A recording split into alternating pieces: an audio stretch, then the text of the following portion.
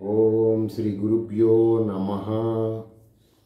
నా మధ్య తరగతి భారతీయులు, నా దిగువ తరగతి ఆర్థిక మానసిక బలహీనులైన సనాతన భారతీయులకి, వలసవాద ఆధ్యాత్మికం ఆచరిస్తున్న వాళ్ళకు కూడా ఈ విషయం తెలియచేస్తున్నాను.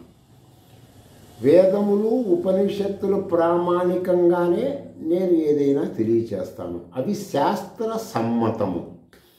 పురాణములలో ఉన్నవి వాళ్ళ మనోభావములు. అవి పూర్తిగా శాస్త్రీయ ప్రామాణికం ఎక్కువ శాతం లేవు. ఉదాహరణకి దేహమే దేవాలయం అని శతాబ్దాలుగా విని విని విని విసుగు పుట్టిపోయి ఉంటుంది.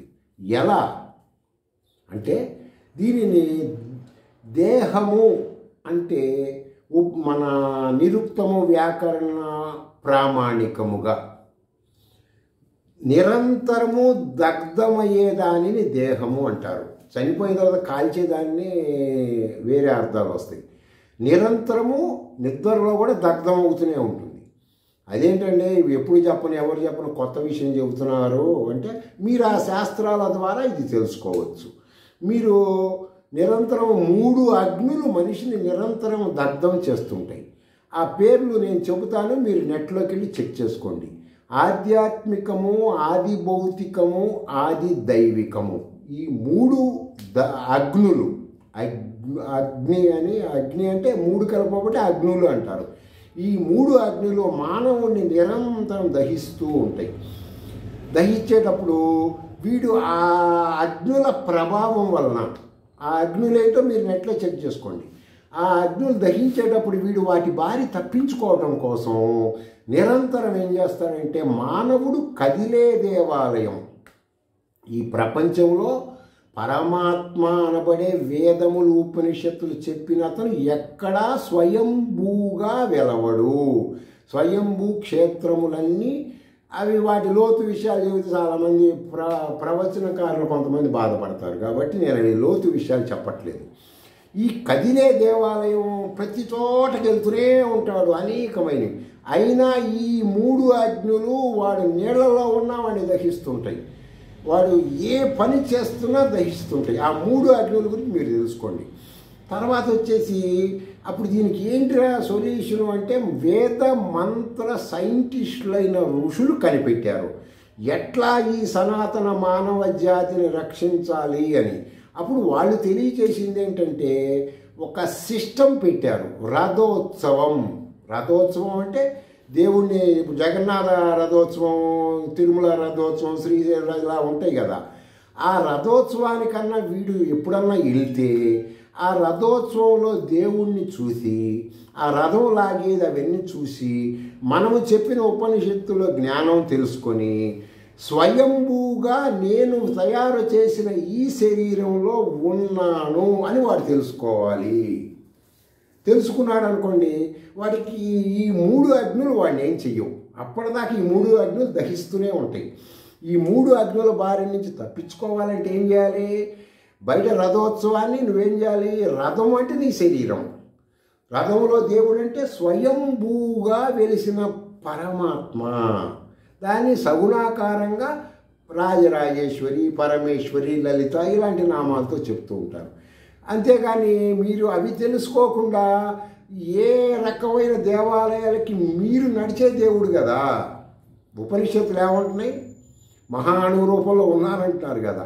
ఉన్నప్పుడు నువ్వు దేవాలయాల చుట్టూ నువ్వు వెళ్ళి ఏ స్వయంభూ లింగాన్ని దర్శించినా స్వయంభూగా నీలో ఉన్న పరమాత్మ ప్రభావంతో అది స్వయంభూ అవుతుంది. అక్కడ స్వతహాగా స్వయంభూ కాదు, నువ్వు వెళ్తే అది స్వయంభూ అవుతుంది. కరోనా వచ్చినప్పుడు యావత్ ప్రపంచంలో అన్ని గుళ్ళు మూశారుగా.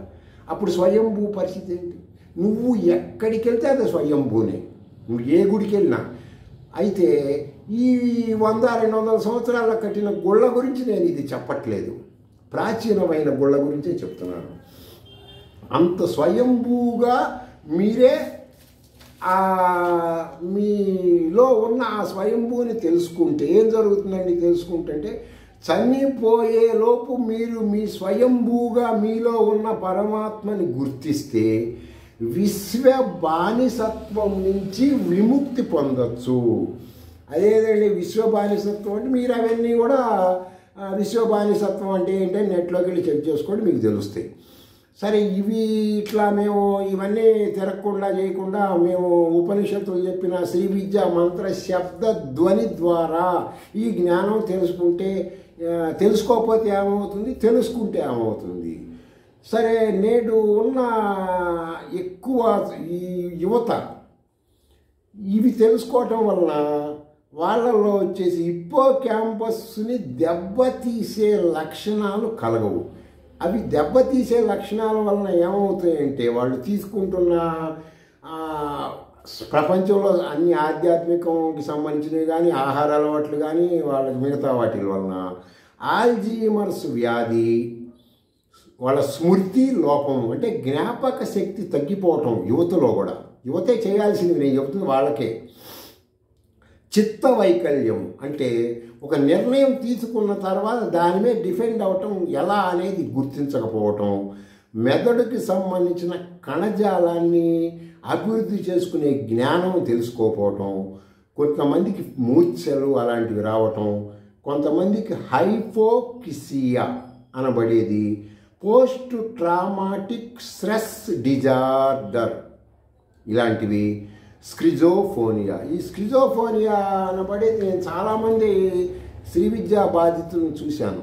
వాడు ఆ స్క్రిజోఫోనియా బాధితుల్లో యొక్క బాధ సామాన్యమైనది కాదు. ప్రపంచంలో ఏ వైద్యము వాళ్ళని బాగు చేయలేదు అలాంటి వ్యాధులు అవి స్క్రిజోఫోనియా అంటే. అవి రావడానికి కారణాలు చెబితే అసహ్యంగా ఉంటుంది. కొన్ని ఇంద్రియాల బానిసలైన వాళ్ళ ద్వారా అవి వస్తుంటాయి. వాడు ఒక మర్రి గింజ లాంటి అనుమానాన్ని మర్రి వృక్షంగా తయారు చేస్తాడు ఆ స్కిజోఫ్రెనియా వచ్చినోడు. వాడితో మనం ఏది కూడా మాట్లాడలేము. అలాంటి వాళ్ళు కూడా ఈ శ్రీ విద్యా మంత్రాలు కనుక చేసుకుంటే ఏ కమ్యూనిటీలో ఉన్నవాడైనా, ఋషులు కుల ప్రసక్తి తేలేదు, గుర్తుపెట్టుకోండి. మీకే అనుమానం ఉన్నాయనుకోండి, మీరు ఒక్కసారి నెట్లోకి వెళ్ళి ఉపనిషత్తులో ఏ క్యాస్ట్కి సంబంధించిందంటే చెప్తుంది కదా. సర్వ మానవాళికి చెప్పిన విజ్ఞాన శాస్త్రాన్ని వేదము అంటారు. ఆ వేదములో ఉన్న ఆధ్యాత్మికాన్ని ఋషులు దర్శించి చెప్పినవే ఉపనిషత్తులు. దాన్ని బట్టి చేసుకుంటే సర్వశాస్త్రాల జ్ఞానం శబ్దముల ద్వారా నువ్వు ఇంటర్నల్గా తెలుసుకోవచ్చు. ఋషులు తెలుసుకున్నారో నువ్వు తెలుసుకోవచ్చు, పెద్ద విషయాలు ఏమీ కాదు. కాబట్టి మీరు స్వయంభూహు లింగంగా ఉంటారు, లేకపోతే మీరు మీ డబ్బులు శరీర కష్ట నష్టాలు పెట్టుకొని తిరుగుతారో మీరు ఆలోచించుకోండి. మీరు ఇంకా కొంతమంది మేము అంటే అన్ని క్యాస్టుల్లో కొంతమంది అనుకుంటారు ఇవి ఫలానా వాళ్ళే చేయాలని కాదు. మీరు ఒక్కసారి నెట్లోకి వెళ్ళి గాయత్రి మంత్రం ఏ వేదానికి సంబంధించింది అనండి, అది చూపిస్తుంది. అందులో మహాగాయత్రి అని ఉంటుంది, అత్యంత రహస్యమైనది. ఈ మంత్రంతో పంచకోశ విద్య, పంచ ప్రాణాగ్ని విద్య అంటే ప్రాణాయామాలు చేసేవాళ్ళు, శ్వాస మీద ధ్యాస పెట్టేవాళ్ళు, యోగాలు అనేకమైనవి వగైరా చేసేవాళ్ళందరూ కూడా ఒక మంత్రం ఉంటుంది. ఆ మంత్రంలో వాళ్ళ క్రియలకు సంబంధించింది ఉంటుంది. ఓం భూహు, ఓం భోహ, ఓగం సువహ. ఈ మూడు ఏంటంటే పరమాత్మ మానవుడి తలస్థానము, కంఠం నుంచి నాభి స్థానము, నాభి నుంచి పాదాల స్థానము. ఈ మూడు స్థానం విశ్వములో ఏ లోకాలలో ఉన్న ఈ దైవశక్తి మీలో కూడా ఉన్నది. అది శ్రీ విద్యలో పంచదశిగా కొంతమంది చెప్తుంటారు. మరి ఈ శక్తి మేము ఎలా తెలుసుకోవాలండి? ఓం మహా, అది ఒక మహానంతమైన శక్తి, విశ్వ చైతన్య శక్తి. దాన్ని ఏమంటారండి? ఓం జనః. ఆ శక్తి పేరు జనకుడు. ప్రతి ప్రాణికి, ప్రతి వస్తువుకి జనకుడు. మరి మేము అలా ఎలా తెలుసుకోవాలండి? ఓం తపః, తపస్సు ద్వారా. తపస్సు అంటే ఏంటి? మంత్రము. మంత్రం అంటే ఏంటి? ఆలోచన. ప్రాచీన కాలంలో ఏ కమ్యూనిటీ వాడైనా మీకు అర్థమవ్వాలని కుల ప్రస్తావన తేవడం జరుగుతుంది. రాక్షసులు కానీ, దేవతలు కానీ, త్రిమూర్తులు కానీ, మానవులు కానీ, ఋషులు వాళ్ళకి ప్రాబ్లం వస్తే వాళ్ళు వెళ్ళి గుళ్ళు గోపురాలు తిరగలేదు కదా. ఏం చేశారు? తపస్సు చేశారు. ఏ తపస్సు? ఆ మంత్రదేవతను పిలిపించుకున్నారు. ఆ విధంగా ఓం తపః, తపస్సు ద్వారా తెలుస్తుంది. ఏం తెలుస్తుందండి? ఓగం సత్యం అంటే ఏంటండి? ఉప్పు ఉప్పగా ఉంటుంది, పంచదార తీగా ఉంటుంది. ఎవడు చెప్పినా మీరే పురాణ ప్రవచకులు కొంతమంది చెప్పినవన్నీ భగవంతుడి గురించి మీరు అవన్నీ నమ్మవచ్చు. యథార్థమైన సత్యం నీకు తెలుస్తుంది, నువ్వెవరి మాటలు వినక్కర్లేదు. అదేంటండి? ఇంకా గాయత్రి మంత్రం, ఇక్కడ పండిత శ్రీ విద్యా మంత్రాలు, ఇవి దానికి సంబంధించిన సబ్జెక్ట్. కాబట్టి ప్రతి ఒక్కళ్ళు కూడా మీరు మీ డబ్బులు, నా మధ్య తరగతి కుటుంబీకులు, నా దిగువ తరగతి కుటుంబీకులు, ధనవంతులకు అవసరం లేదండి, వాళ్ళు ఇవన్నీ చేయలేరు కాబట్టి డబ్బులు బారేసి తిరుగుతుంటారు, తిరగనండి. మీరు మాత్రం ఈ డబ్బులు ఖర్చు పెట్టుకొని ఎవరు చెప్పింది యూట్యూబ్లో వాటిల్లో చెప్పిన నమ్మకుండా మీ అనుమానాలు వెంటనే నెట్ ద్వారా, ఉపనిషత్తుల ద్వారా తెలుసుకోండి. మిమ్మల్ని మీరు ఎంతసేపు డెవలప్ చేసుకోవాలి. శ్రీ విద్యా ఉపాసకులను వెళ్ళండి, కలవండి, తెలుసుకోండి. వాళ్ళు దీని మీద మీకు చాలా చెబుతారు. నేను వాళ్ళకంటే గొప్పవాడిని అని చెప్పట్లేదు.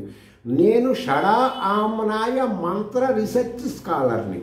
కేవలం అంటే సర్వ ప్రపంచంలో ఏ ధ్వని ఎవరు ఉచ్చరించినా ఆ ధ్వని నుంచి వచ్చే ప్రకంపనల వలన వాళ్ళ యొక్క గుణగణాలు, వాళ్ళ స్థితిగతులు తెలుసుకునేది వేద ప్రామాణిక శాస్త్రం అన్నమాట. ఇది మీరు నెట్లోకి వెళ్ళి షడామనాయ మంత్రాలు అంటే ఏంటి అని అడగండి, అది చెప్తుంది. నేను దానికి సంబంధించిన వాడిని. కాబట్టి మీరు ఇవన్నీ కూడా తెలుసుకోండి, మిమ్మల్ని ఉద్ధరించుకోండి. మీ ఇంద్రియాల మీద ఆధిపత్యం మీరు వహించాలి. ఎవతో మిమ్మల్ని కమాండ్ చేయవలసిన అవసరం లేదు. మీరే ఒక సుపీరియర్, అది గుర్తుపెట్టుకోండి. స్వస్తి.